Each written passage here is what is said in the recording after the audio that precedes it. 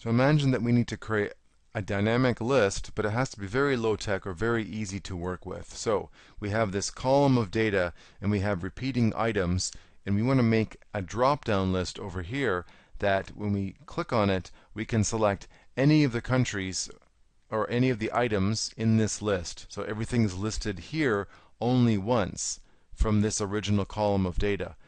And also, we want it to be very easy to update. So if we jump to the bottom, we add some more data, something new that we haven't seen before above. When we get back to the top and we go in here, we should see that item.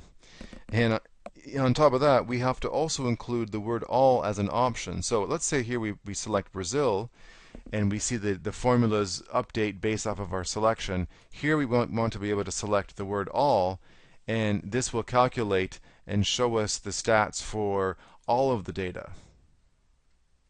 So given all these restrictions, let's try to think of a solution. So my idea has a few steps, but in the end it would be relatively easy to work with for someone with low Excel skills. So number one, we're going to say step one, insert table. So over here, I've already inserted a table. You can see that here. If not, you would highlight the data, go insert, select table, and then press the OK button. Number two, we're going to pivot on the field that we're interested in. So we're going to highlight this entire field the way it is now with that many rows. We're going to say insert, we're going to say pivot table. I'm going to select existing worksheet and cell G1, press the OK button. Now, when I click on area, by default it's going to go into the rows area because it's a text field.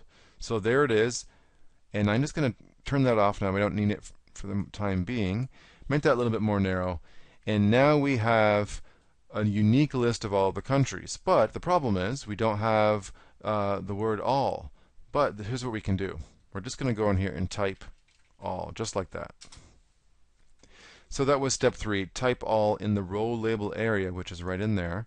And now it gets interesting because we still have, there's no connection between this cell where we want to select one of these guys. It's just typing it in at this point. So we need to create a formula that will know how much data we have and will also update if we get more data over here. We want this list to grow as it goes down.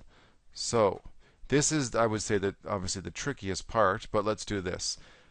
We're going to, in the end, create a named range, a formula inside of a name range. But it's always the best practice to create the formula here just to make sure it's working, and then we can copy the text of the formula into the name range.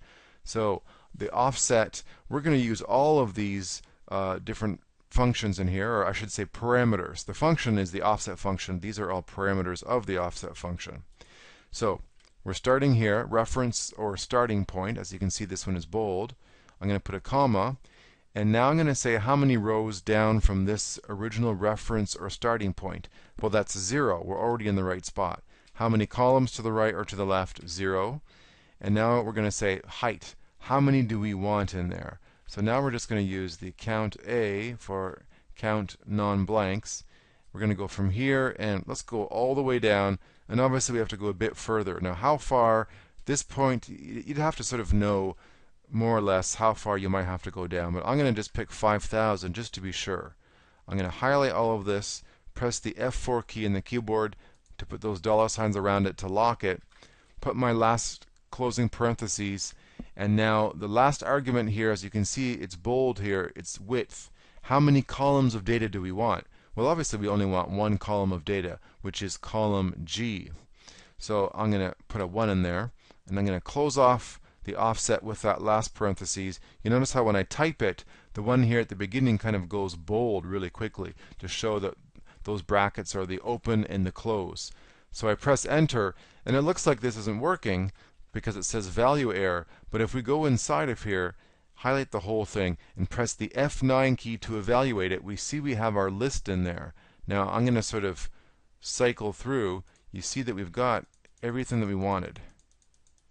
Goes all the way to the top. So we start with all, Brazil, India, and it's going to go all the way down to the bottom. Now, that reminds me, there is one little thing I forgot to do. we didn't sort this. So if we add something at the bottom of this list, it comes in here. It's not going to be sorted. So let's just do this. Select that cell, right click, say sort.